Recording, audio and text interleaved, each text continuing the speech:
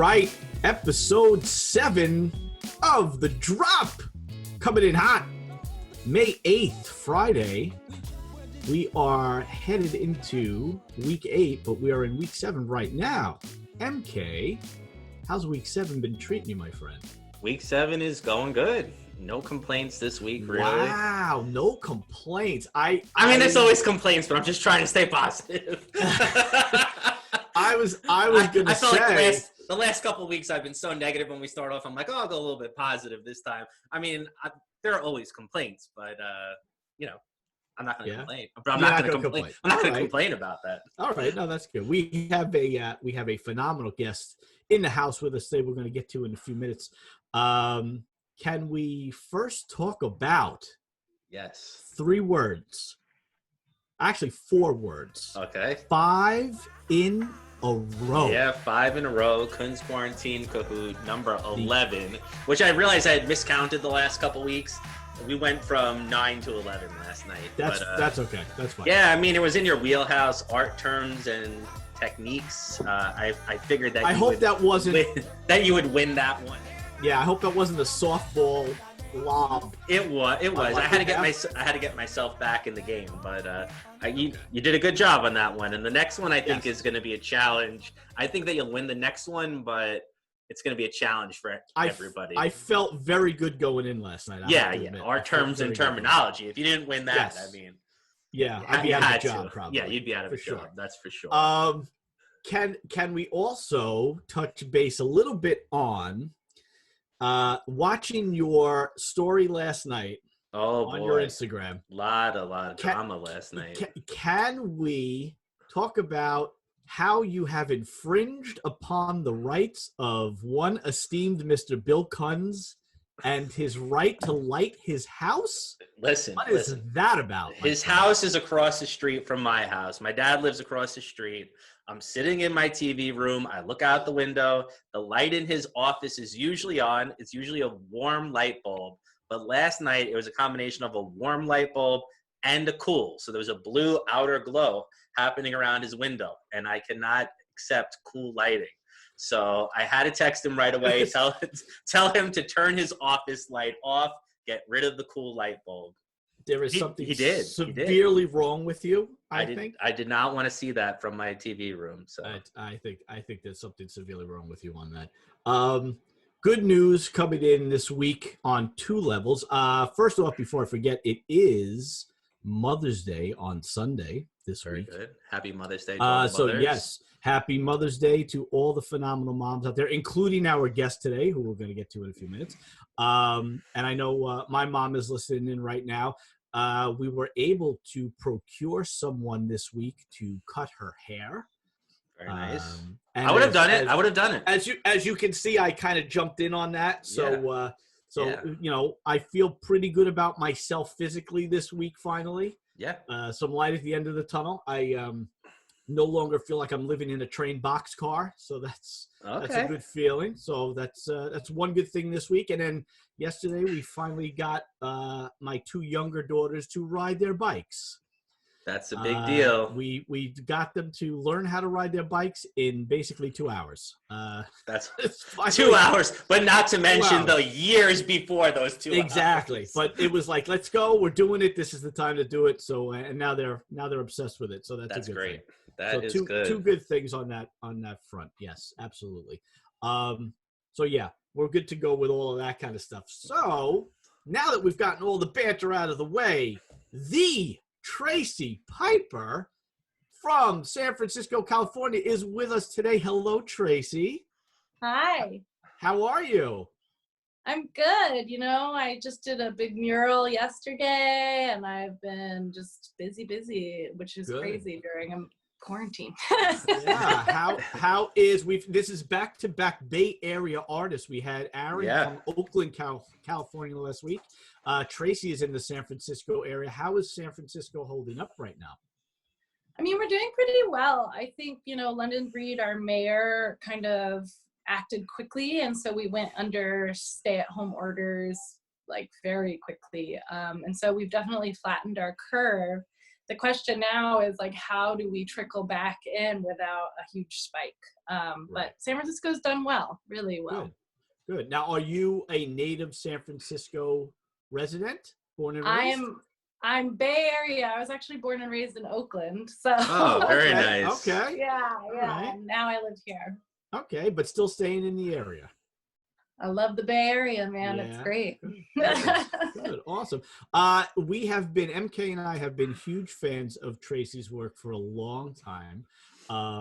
For those of you who are not familiar with Tracy's work, just an incredible stylistic approach. And when we talk to our students about developing what we call your voice, your artistic voice, and having a style that is uniquely your own, there is no better example right now, contemporary-wise, to show than Tracy's work, because she has such a distinct, it is why she is the Tracy Piper. You gotta have that "the" in there. If you put if you have the in front of your name, then that's big time right there. Yeah, it's like funny. That's actually a really funny story. In college, I was trying to make my website, and it turned out there's a Tracy Piper in the Midwest who does like colonics. Wow, that's quite a jump. And so obviously that's not what I do. And so I had to come up with something. So I came up with the Tracy Piper. And at first it was kind of a joke, and now it's stuck. I mean, it does make you really epic. It does. Yeah, it does. That's the reason why I have a "the" in front of my name. But if it's true though, if you look at Tracy's stuff, and we've been following, like I said, we've been following her for quite a while, a couple of years actually. She has such a certain look to her pieces that are not just contemporary and innovative, but fun too. And I think a lot of our kids can relate to the palette and the use of color and the line and the illustrative quality to it. I know I'm looking at some of the names of some of the people that are in right now, and they can absolutely relate to how your approach is and developing that voice that you have. And it's a great thing to be able to discover that early on in your career, and then to be able to kind of push that, right? Yeah, I mean, it definitely, like in college, I mean, honestly, I went to college and I thought I was going to be a comic book artist. Like, I was so sure. And then I had the most amazing... Before we get to that, I'm sorry. Before we get to that, because your background is so fascinating. Oh. We talked to Tracy earlier this week in the pre-check, and her first career path had nothing to do with art. And in fact, I was telling my girls at dinner the other night after we talked to you, I said, "Oh, we got Tracy coming on." In fact, my 17-year-old is like, "Dad, I'm so glad you're bringing on female artists. It's so cool, blah, blah, blah." So I said, "Well, you got to hear her backstory, Scott. You got to hear what Tracy's backstory is." And when I told them, all my daughters were like, "What? That's insane." So Tracy, why don't you tell us, in high school, what happens? Well, so you got to kind of rewind actually to when I was 9, I joined a circus troupe. And then in high school, I decided I grew up in Oakland public schools. It was rough. I mean, you learn a lot. But I realized kind of towards my senior year, when I was 16, that it just wasn't for me. School wasn't really for me. I had a professional career as a contortionist and a hand balancer. And school was like, it was just tough. We would have like a moment of silence for someone who died, like almost every month. You know, it was just a lot of violence. And I think Oakland's better now, by the way. I don't want to like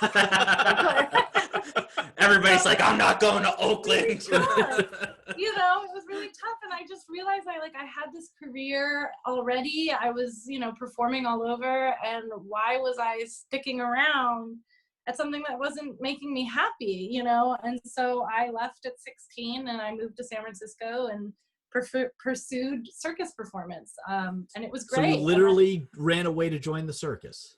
Yeah, totally. But it was great, especially as a young person. Like, I got to meet the whole gamut of the performing community, especially in San Francisco. That's a huge LGBTQ community. Right. I got to travel. Like I got to travel a lot doing what I was doing. So I got to see a lot of the US, a little bit of Canada and Mexico, and make money doing something that I loved. So I already kind of had this idea in my head, like life's too short to not do what you love and make money from it. And it actually helped me save money to when I decided to go to college, I could afford it, which is amazing. Right. That's great. Yeah. So now what happens in, where is the turning point where you're like, you know what, I can't do this circus gig anymore. Let me move on and try something else. What happens to you? Yeah, I mean, honestly, I got in a car accident and hurt my back. And as a contortionist, if your back's hurt, you can't really bend. And I really realized then that this was not a long-term career. And so I decided to go to college. I had always drawn, like I said a little earlier, I thought I was going to be a comic book artist. In high school, I would draw little comics of my life. It was like my diary. And I thought I wanted to pursue that. And then when I went to college, I realized I had this amazing, actually he was a drawing teacher, but he was like, whoa, you are a painter. Like you need to try painting. And I just fell in love with it. I literally lost myself. I was like, that's a good sign. Which a lot of our students do. They find that calling that early on, and they say, hey, and it becomes our job to draw that out of you. No pun intended. Or pun intended. That was great. Yeah.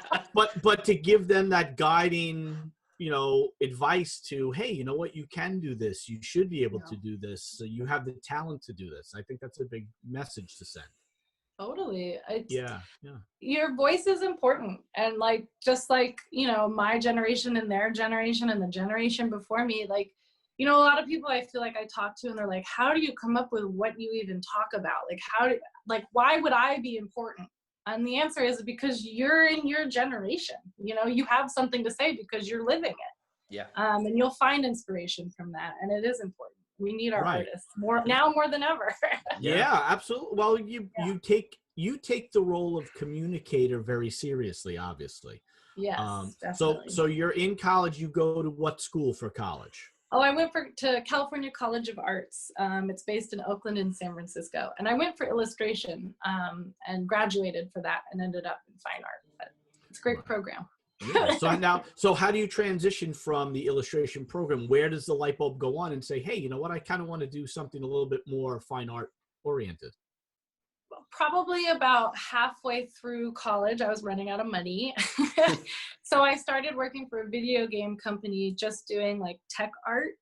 So that would be buttons and basic Photoshop stuff, changing the name, the words, in Spanish and English on a button. Mm-hmm. It's really boring, but it pays. Yeah, right. And I realized the 9 to 5 was not that fun. I mean, it was cool. I was making video games, but yeah, that wasn't that fun. And then not getting to do what I really wanted to do was it was like a light bulb. It's yes, I'm making art, but this isn't the art I want to be making, and I'm exhausted. And then in my thesis, I started really playing around with painting and coming I had a teacher who was doing he would do narrative paintings, and I loved that there was a story to it, and he was applying it towards illustration. But then I was like, well, why can't this be brought to fine art? I think, that having a message is a really strong thing to do with your work. And if I can apply that to a fine art setting where nobody's telling me what to paint, but I get to paint what I want, then all the better. And so, yeah, my thesis was 10 narrative paintings, but I didn't shop it to illustration places. I went around San Francisco and was like, I have a body of work. I want to show it. And it worked out. That's great. Yeah, that's great. And it really, it reinforces the whole idea of having confidence in what you're doing and being able to, we had said it, we had mentioned it on one of the previous programs, how you have to have thick skin and lots of guts as a professional artist, especially a freelance professional artist, right? it's so hard to be an artist, a female artist. I mean, even male artists, I know it's hard out there, you know. Yeah. Or no, not, but even, you know. but sure. I mean, I'm sure you get pigeonholed immediately, correct? I mean, I had a gallery once tell me, like, I was getting married and they were like, don't wear your wedding ring, it's about the sex appeal. And I was like, Really? Oh, goodness. like, come on, it's about my painting. I mean, it's not okay. Yeah. It's just Yeah, not okay. right. And that's like some of the stuff you'll run into, especially as a female identifying artist. But on the whole, it's not that bad. You know, it's not as bad as some other things. Yeah. But honestly, like, you know, in this industry, you have to believe in yourself. You have to be your big cheerleader, because no one will be. And honestly, like, I literally went to every single gallery and I got turned down so many times, and it's hard. It's really hard. But if you love it and you want to do it, you just do it. Yeah. And you don't have to be perfect. Like, my first work was cool, but it's nothing like it is now. But I knew I needed to show it, and I knew, like, if I just kept pushing and I came professional, it would happen. Yeah, you have to be persistent. You do have to be persistent. Yeah. Right. Yeah. Did at any point you become so frustrated that you considered just saying, the heck with it, I'm done with this? Honestly, no. It's good. No, I mean, it's good that our kids hear that. It's good that our kids hear that. I mean, because it's such a passion for me, and because I have this, like, fire under my butt to have a message, like, I just, like, failure wasn't an option. And I think also it's, honestly, if you come with that passion, failure won't be an option for you either. I know a lot of people get turned down, and that is disheartening. I think the closest I've ever come to not feeling like I could do this was after I had my son and I took 2 years off. And even though I had shown in New York and I had shown, you know, at some big art fairs, it felt like I dropped off the face of the earth. But honestly, it was like that put the fire even more. It's like, just because I'm a mom doesn't mean I have to stop what I'm doing. You know, I had to take a break, and I'm glad I did. But yeah, no, it's, I think I would, like, die inside if I wasn't showing and making work. Yeah. Well, it's that, do you feel like you need that quote unquote chip on your shoulder? Does that help motivate you to kind of prove people wrong? Like, if somebody says, well, you're a mom and a wife, why don't you, you know, totally. Yada, yada, yada. Yeah. And I think, you know, honestly, being a mom, being a woman in a male dominated field, it's like, that's radical in itself. If I was a person of color, like, I tell my friends, is like, get in here. Just existing in this space is a huge deal. Like, you know, not to, like, diss all the other artists, but this is our time. This is our chance. These are the voices that haven't been heard. And that, more than anything, puts the fire in my And that's what makes your work stand out, too. You know, we want to see those different voices. Those different voices. We are just as viable. And, you know, honestly, you know, the majority of wealth has been held by white men, but that's changing. And, you know, if you talk about business and you talk about what sells, you know, maybe my audience isn't just white old men. You know, maybe my audience is a younger crowd. Maybe my audience is people of color, LGBTQ. And these people, you know, if you are worried about making a career, these people are successful. Like, this is the new paradigm of a whole new world. I mean, it's amazing. It's an amazing time to be an artist. Yeah, it is. It absolutely is. And that's, you know, that'll segue into your subject matter. You know, again, if you're not familiar with Tracy's stuff, just, you know, the underlying theme that keeps coming up every episode, every week with MK and I and our guests is this feeling of connection and humanity and understanding one another and being in it together and knowing that we're all the same and we're just, you know, we're sharing the same experiences. And like Tracy had alluded to, you know, her career in the circus brings her in touch with all of these other different personalities and all these other cultures. And in particular, the LGBTQ community has become a very strong focal point in your work. So why don't you tell us a little bit about, you know, the reasoning behind that and how it informs your work moving forward? Well, before I had my son, I was doing, you know, people of color, LGBTQ, but it was sort of this, like, lighthearted message. And my work is, like, it's very vibrant and colorful, and that's the idea. I want you to, the first approach should be, fun. Yeah. It draws you in right away. Into it, when you really start thinking about it, you're like, whoa, you know? And so after I had my son, I was like, what do I wish his generation would have? Like, what message? And honestly, what it really came down to is that we are all loved. I mean, what it really is boiling into. And this acceptance, and this is the thing, like, you see, you know, people suffering from, you know, suicide and depression, and it's just like everybody's just crying out like, fucking acknowledge me, pardon my French, everyone. That's okay. But you know, it's like, and so that's when this work really blossomed for me. Like, honestly, having my son really put a political edge to my work, because I wanted to leave a world that was better for him and better for even the people I grew up with, the people I knew, you know. Right. And so that's kind of my goal with my work, is to have a broader spectrum of what we see and what we're fed. Yeah, it obviously comes out in the work immediately, but it doesn't have a gimmick to it. You know, you kind of look at things like that are done by other artists, and it kind of has that gimmicky feel to it, or it's being forced down your throat, or it, you know, and for some people that's a turnoff and it pushes them away. But your work is so inviting on so many different levels, without people realizing until they fully immerse themselves that it does have a message. Right. And that's my goal. It's like, at first I just want to invite you in. And I think the color palette does that. I think there's a softness to my work, you know. I don't want to hit you over the head with it, because honestly, I want it to be something like acceptance as softness. And it has to, you know, it has to also start a conversation in a way. Yeah. And so anytime, you don't want to come off too bold. You want to be inviting and then open up the conversation. Yeah, and that like, you know, look how tender this moment is, right? Or, you know, this is a person of color and they're not, you know, like, I think media feeds us, oh, you know, Black people, like, no, that's terrible. Right. And it shouldn't be that. It should be like, look how beautiful this person is. Look how wonderful natural hair can be, you know, and let it come soft and let it like seep into your psyche.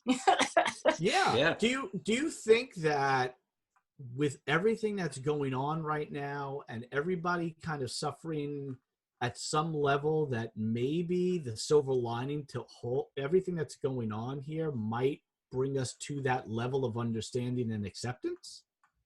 God, I hope. I don't know. America looks crazy right now. It really. We talk about that all the time. It gets worse, and I mean, God, yeah, it's hard. It's hard to step away from that news cycle, but you know, it's true. Well, do you think? Okay, now let me ask you this then. Obviously, you have this role that you take very seriously as a communicator, and spreading a message, and you know, putting vibes out there that you're hoping everybody can take in at some level. Do you feel like now more than ever your role as an artist becomes way more important to push that message out? And how so? Honestly, I'm on my little warpath, which is a funny way to say my soft paintings. But I think more than ever, especially as the younger generation comes into play, you know, it's just an important message that we can be accepted for who we are, however wild or not wild or whatever you want to be. Like, it's honestly like the honest kernel truth of my work is that we're all human, and how beautiful is that, right? I happen to enjoy Bill Maher a lot. He, you know, but he's always one of his things that he says is that, you know, you can hate the politicians and their messages, but you can't hate the people who follow them, even if it's a different viewpoint from yours. You know, we're all still people.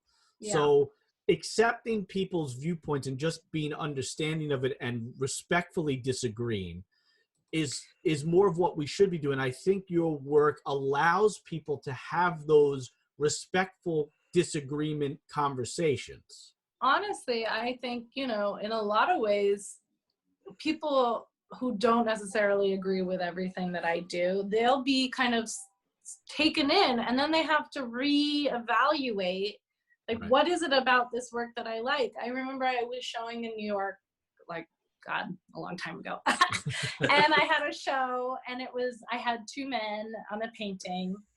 And of course, like all these female paintings too. And this old man came up to me and he was like, oh, I love the way you paint, but this is garbage. And I was like, why? What did he say? Yeah. What did he say? And what was his answer? And he was like, oh, two men. And I was like, what's the problem? You know what I mean? Like, they're like, and they weren't even kissing in the image. It was like, they were like buddies. You know what I mean? Yeah, like, he was so offended because there was the kernel of truth that they were in love. And it doesn't have to be a kiss, and it doesn't have to be vulgar. But it still offended him to his core. And I just sat there and I was like, really, tell me what's wrong with this. And he couldn't come up with an answer. It was just his bias, you know? Yeah. Right. And I was like, and then I was like, honestly, this work isn't for you then. Mm. Yeah. Yeah. And the acceptance of that as the artist too is a major thing, to say, hey, you know what? I'm still going to do it. And, you know, it is what it is. And you don't have to like it. Yeah. Yeah. So now, and hopefully he went home and thought about it, and hopefully he's watching this and he's like, I'm a big fan of this stuff now. I don't know. You know? Well, obviously he has probably heard of the Tracy Piper by now. I would hope so. So now, in terms of your actual approach, let's get into your approach to painting. Sure. Yeah. If you follow Tracy's work and you follow her Instagram, you know that she does put process stuff on, and you know by now, if you've been watching this program, how big fans MK and I are of process. Yep. Explain to us how you approach a painting, what your first mark is, you know, how do you go about with composition? What are you thinking about? Take us through that a little bit, step by step. So normally, now that I am kind of a professional fine artist, and I kind of think in either I have a group show I'm working towards, or most often I'm thinking about a solo show.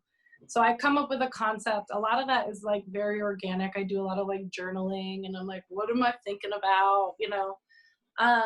And then I start to, like, a concept sort of forms, and I kind of start to think about, okay, what's the message and how can I simply get the message across? Like, take all that other stuff out of the way. And when I start kind of getting into that mode, then images start to kind of appear to me.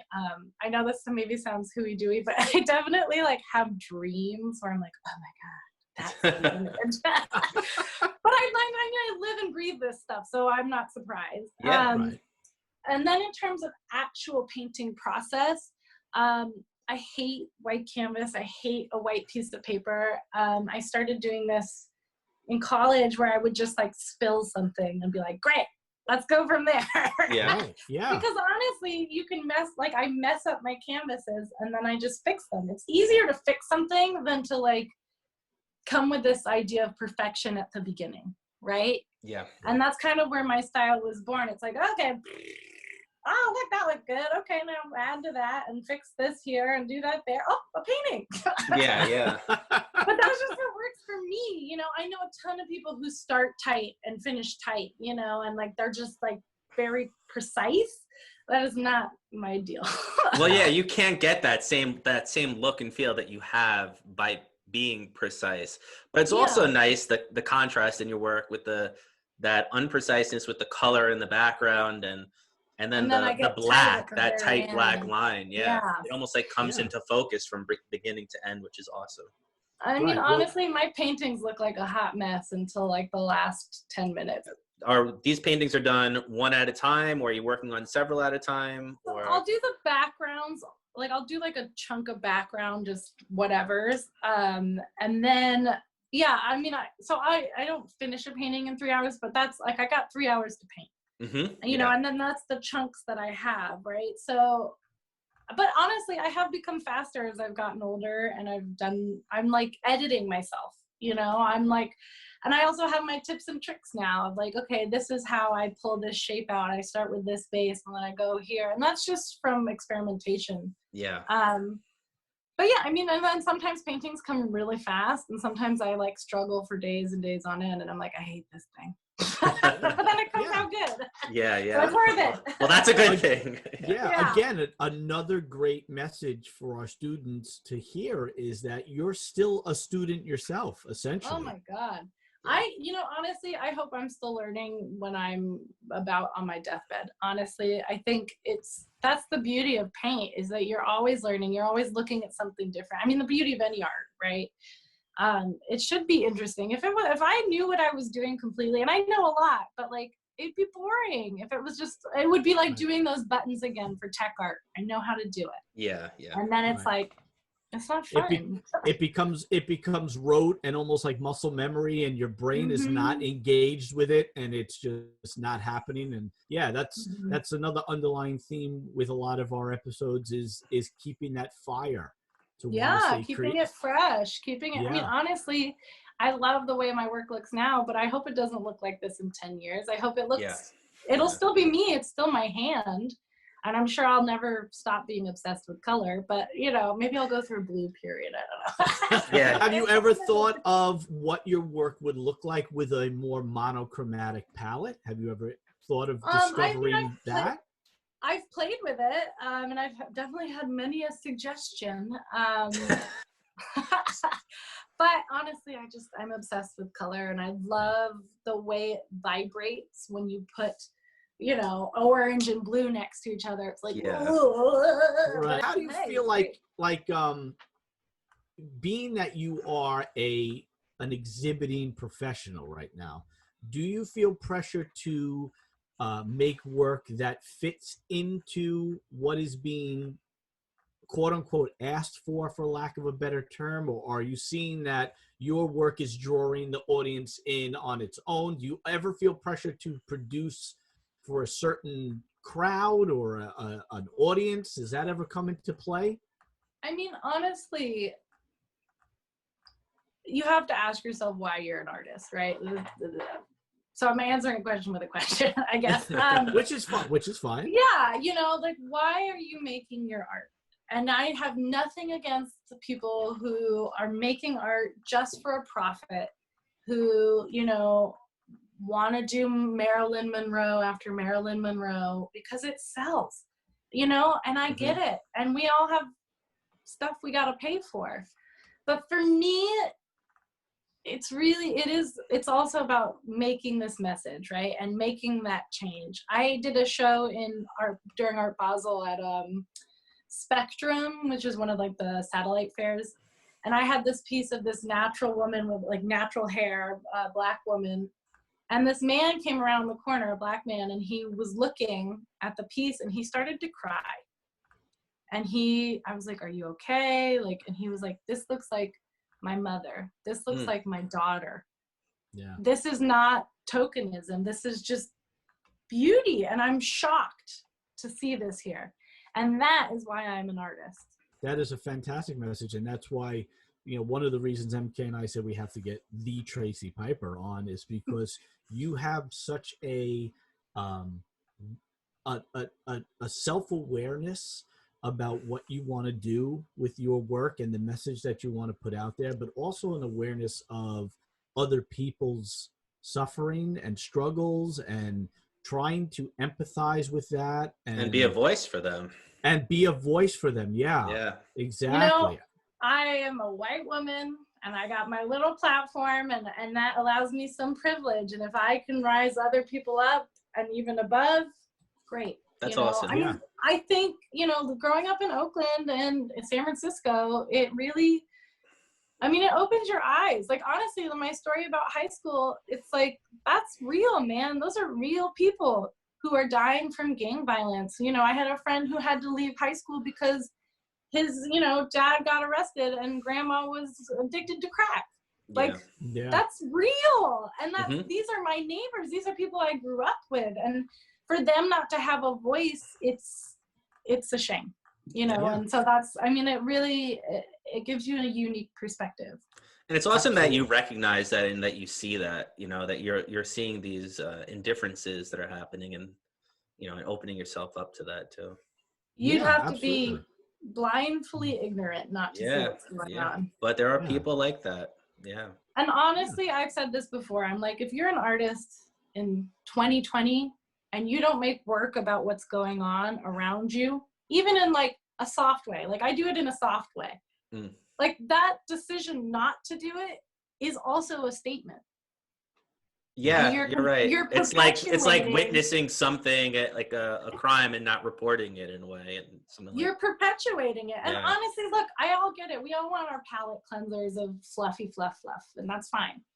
But at the end of the day, like, how could you not want to comment on what's going on around you? I mean, that's the job, I think, of an artist, at least for me, is we are the people who give voice to the voiceless and to those thoughts too, right? Like, people are like, I feel uncertain about this, but I don't know how to voice it. And you make a painting, and that's what makes someone cry in front of your painting. Yeah, not that I want to make people cry, but you know what I mean? Like, yeah, no, and I would think that that's, and I would think that that is a powerful thing to feel as an artist, to know that you've made that connection with somebody, that you've that difference, that you've brought someone into your way of thinking and your bubble, and to say, hey, you know, we're connected on this level now because I put this out there visually and you've recognized it as something that makes you feel something. And that's power. That's power right there. Absolutely. And we tell that to our students all the time. It doesn't have to be technically brilliant if it makes you feel something. And even if that feeling is negative, like, oh, I can't stand to look at that, that artist is getting you to respond in some way. When we take them, you know, when we take them on field trips to the gallery districts here in New York, or we take them to the Metropolitan Museum. Amazing. And they stand in front of, let's say, like an Ellsworth Kelly, which is just one block of color. And they look at us and they say, why is this in the Metropolitan Museum? I don't understand. Well, there you go. You're not understanding. It's to raise questions. It's to raise questions, and it's to engage you and to make you think about why it's in there and why. And start a conversation. Exactly. And I think that that's something that your work obviously does right from the get-go. And then it leads me to ask you now, because we have been seeing your most recent posts and your activity on Instagram. Tell us a little bit about this Paint the Void project in and around San Francisco and what that's about. Yeah, so Paint the Void is a group that came out of another, I guess, nonprofit. I think it's a nonprofit in San Francisco that supports San Franciscan artists. And it was really this push to take the boarded up windows and add color to our quarantine. And they reached out to me with something that was local. And the recent mural I did kind of a take on Rosie the Riveter, We Can Do It. And yeah, it's a Rosie the Riveter with a mask. But, you know, it's a message that needs to be put out there. I think, you know, going forward, we need to wear our masks. We need to be mindful. It's not just about, you know, my health. It's about the health of those around us. And I do think that is the beauty of public art. You know, one of the great things about murals is that it is so public that I can, like, make change even with that kind of art. Right. And I'm actually surprised that, you know, when you told us early in the week that you aren't as familiar with doing murals. I would think that your message and what you try to get out there, you would be all over the mural scene earlier to get your work out, because it is I don't a message. Have time. No, we can definitely understand. But, we definitely know about that with the but and the kids. It's impossible. But your work just screams out to be put out there on that level. It's all message based, and to see you get the opportunity to do that is fantastic, because it's like, now finally the spotlight is like, you know, see what she's doing and see how important it is to have her help get messages out there that need to be heard. Honestly, I've been wanting to do mural work for a while. I just didn't have, honestly, the time, but it's been like amazing. These last 2 murals I've done, I've gotten such a good response. People are just really, I mean, it's great. I am telling a story. I am having a message, and people just get it right away. So it's something I'll pursue in the future for sure. I mean, I think that would be fantastic. Are you getting a lot of interaction during the making of the mural? Like, are people stopping to talk? How is that like? Totally. Yeah. This last one, there was like an apartment building across the way, and people were like leaning their heads out, like, "Oh my God, what are you doing? Wow!" You know. They like that. You like that? It's so fun. Yeah. I mean, I do. I also I used to do live painting. I do it here and there, and it is really nice. Like, as a painter, your life is pretty lonely. You know, you're in your studio, you paint a lot. And one of the things I like about live painting or mural painting is like you get to interface as you make. And it's a really cool thing to be connected to the community in that way. Yeah, I was just going to say it reminds me of 4 years ago during our visiting professional artist program that I used to do, I still do at the high school, where we Skype live with artists in the classroom. We had interviewed painter and mural painter James Ballou, who is an expatriate living in Germany, and his the biggest takeaway that I got from what he was speaking towards about being a mural artist is that when an artist goes into a community to do a mural, they have to be very self-aware that when they are done, especially if they don't live in the community, they leave that work to the community and it becomes theirs. Mm-hmm. They take ownership of it. So you really have to be conscientious of the message for that particular community and what you're putting there, because that's going to stay with them forever, you hope. Yeah. I mean, yeah, it becomes something like somebody messaged me and was like, I see this every day I walk, and it's such a joy. You know, it becomes part of their memory, their time, their lives, you know. I mean, I think fine art is that way for those who purchase pieces or prints. But that's such a personal thing. It's in your home. Whereas like if it's out on the street, it is for everyone, and it's a beautiful thing. Do you think that's going to inform your decisions if you do get more commissions to do murals? Are you going to be a little bit more conscientious of what the piece is supposed to be and where it goes, and maybe force you to think whether or not you even want to do one in that area? I mean, honestly, I'm already thinking about those things, you know, like coming into the mission where I live, you know, I wanted to have a strong message, but also be, you know, conscientious of the population there, you know, and especially, I mean, like with COVID, obviously that's the biggest message I wanted to say is like safety for all. But yeah, it also depends on where it is and what it is. And I mean, everything, I think as an artist, you have to look at what your brief is and decide if it aligns with your values, you know? Right. You have a very strong sense of self and a very strong sense of others too. And sense of others. Yeah, absolutely. I mean, honestly, for your students, like my biggest piece of advice is you got to trust your gut and don't push that away, you know, especially as you're starting out. People will put on you what they want you to do. And if it feels good, do it. But honestly, like you are your best barometer and you know what's right and what's not. And really trust that, because it'll come from all angles. Yeah, it's going to make you stand out. It's going to make you stand out from the pack. Yeah. And there will always be opportunities. Yeah, there'll be other opportunities. Like, don't feel like you have to say yes to every little thing if you don't agree with it or you don't believe in your heart that it's in your best interest. And honestly, I'm like, advice for students. Going forward, my best advice actually for young artists, if they want to be showing in a gallery sphere, but I think this applies to a lot of other things, is do not doubt the talent that you have. When you are going to other galleries, don't sign the first thing that they give you or jump at the first opportunity.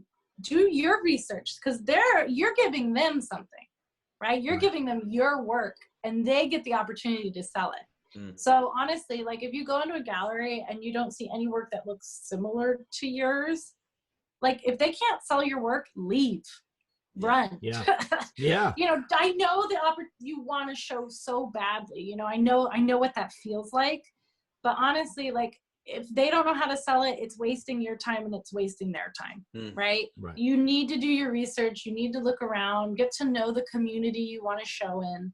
And yeah, you are interviewing them just as much as they are interviewing you. Yeah, that's great. That's a great piece of advice that, you know, it is a two-way street and it's a business. How important are galleries for you to sell your work? Is it like where you're selling most of your pieces? We spoke about this last week. Are you selling pieces through websites or through Instagram?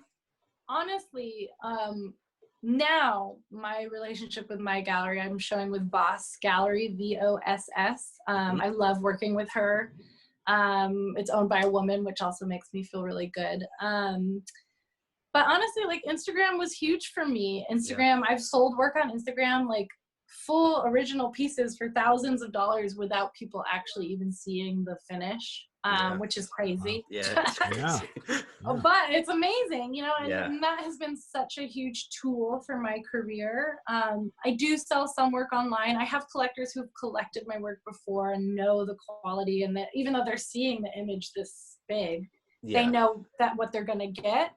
But I mean, going forward, you know, anyone can make a shop online. You can use Instagram as a tool. You can pull yourself up by your bootstraps. But honestly, working with galleries, you shouldn't be afraid of, and it gives you legitimacy.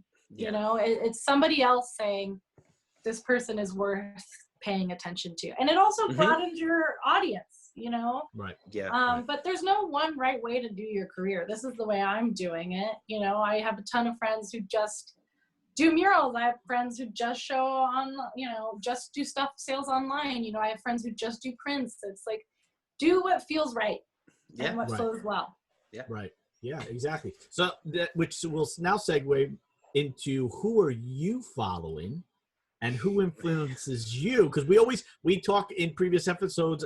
We love knowing this stuff. Yeah, we love knowing this stuff. Like specifically with our friend Frank Aridi, like, you know, you kind of follow who other artists are following, and you kind of get an idea of who's worth following based on who other artists are following. So who is the Tracy Piper following like religiously and can't get enough of? Well, he actually also shows at Voss. His name is Serge Gay Jr. He's an amazing artist. He does figurative work. I'm like obsessed with him. I keep trying to trade paintings with him, which the owner of Voss hates that I keep trying. I'm like, let's just trade, please. You know, he is amazing. He is hands down he's one of the most like technically precise painters I've seen. There he is. Yeah. And he does mural work too, and it is just I just have a big art crush on him. And he's a nice guy. We hang out. He's super nice. Awesome. Is there any particular artists that inform your particular style, or somebody that you look to when you're painting and you're like, wow, I got to pull something from that? Honestly, if you want to go back in time, and you can buy this book on Amazon, Andrew Loomis is an amazing illustrator, painter, drawer, and he's got a ton of books. And the one book I love that's like my Bible is Figure Drawing for All It's Worth. I found it in like a used bookstore, and it just skip going to college, read that, make it your Bible. save a couple $100,000. Yeah, I mean, and this is the other thing I think we were talking about before. I had when I was in school, the artist Sean Barber came to do a demo. Yes. And one of the things he said, which stuck with me for so long, was there's no cheating in art. It's about the end product. And honestly, like, you don't need to have a degree to be an artist. What you need to do is be dedicated to your craft, have a business mind, work hard. So, you know, like, if you want to have your parents pay you $35,000 a year to learn how to paint, right. I mean, I don't know if they want to pay for that, but, you know, I don't even know what college costs anymore. That's how much it was for me when I went to college. Right. We've talked about that on previous episodes too. Like, I can just think about, you know, talking with our buddy Alex Stewart about how putting the time in and having that drive to just work at it, like that 20,000 hour rule, and how putting in the amount of work is just as important as the talent level and you know, wanting to have that drive to get it done and figuring out how to get it done is just as important. I mean, honestly, the word talent is like something that kind of gets me, because I have worked so hard to be where I am. Like, I have been drawing and painting, like living and breathing. Talent is just time. Yeah, you just have to spend the time. And I know as a young artist, I was like, oh, it just doesn't look the way I want. Oh, like, I'm just no good. stop that. Keep doing it. And I mean, listen to that. If you're like, this doesn't look good. Okay, why doesn't it look good? Yep. What do you want it to look like? How can you change that? It's okay to have an editing voice, but don't give up. Right. Right. And that's a great piece of advice great message for the students. Yeah. To not stifle those voices that are telling you in your head, hey, maybe you should try changing this here, or maybe you should try changing this there. You know, I'm looking at who's listening right now, and there's one person in particular who is, you know, always doubting if that line should go there or if that line shouldn't go there, or questioning their work. And then they're posting it on their Insta story and saying, you know, I don't know if this is good enough. I don't know if I should be doing this. And it's like, no, that's okay. You're allowed to experiment. You're allowed to seek out. It's like that first page. Once you get that new sketchbook, that first page, you psych yourself out. You're like, this first page of the sketchbook has to be amazing. And that's why I spill paint all over my stuff. You know what? It doesn't look good, and then I fix it. Yeah. That's a good little. It's a great exercise. That's a great exercise to start. Yeah, absolutely. It takes that pressure off. And that's why, I mean, in my class, I always say, just block the paintings in. Just get rid of the white, I always say. You know, it's just that blank canvas or that clean page is so powerful when you first start off. It plays games up here, you know. You know, and I honestly think, like, the chase for perfection ruins the good idea, right? Like, just paint. Yeah. And if it's wrong, it's wrong. And then you fix it, and it's fine. Like, you've only got time, and you're always learning. I mean, you don't have time if you've got a 4-year-old, but I'll eventually have time again. But for your students, like, this is your time. This is exciting. You're finding your voice. Like, what a fun thing. Like, read books, get into it, get nerdy, get crazy, you know. Try different things. Try everything. Do master studies. Mess them up. Great. That's awesome. You might find a happy accident that nobody's done, you know, and then you're like, ooh, this is my thing, you know, and this is what I feel good doing. It may be the spark of something great, you know. You never know. Yeah, because I've said it in my classes all the time, the journey is just as, if not more important than the destinations. Like, finding your way through things. And I can think back to, you know, you go back to the 1950s with, you know, one of my favorite painters with Lee Krasner, who took all of her work and tore it up and then reimagined it as collaged paintings. Like, that takes such guts to look at everything you've done, your whole life's work, essentially up to that point, and say, yep, I'm going to start fresh and redo everything and physically tear this up, and then reapply it in a different way and figure things out and find a new voice, because I'm not happy with what I'm doing right now. And how amazing, like, to see the visual representation of rebirth. Like, that's what that is. Right. And that's that kernel of truth, right? I think that's my last, well, I have so much advice I could just add, but I think especially with painting and art, you want to find that kernel, that connection, right? And you want to disseminate, like, what is it you are saying? And it could just be like, I like the color blue. That's great. Go blue. You know, but whatever it is, get to the root of it. And that's what's going to read. Right. Q&A, of course, Dad has a question. Go ahead, Dad. What's your question for Tracy Piper? Yes, I do have a question.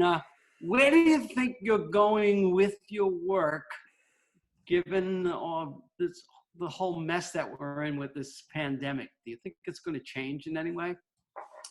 I mean, I think everybody's reassessing what's going on in their lives. And especially in the fine art world, we're discovering, like, how do you continue a business that was already kind of struggling? You know, there's a ton of New York galleries that closed in the last few years.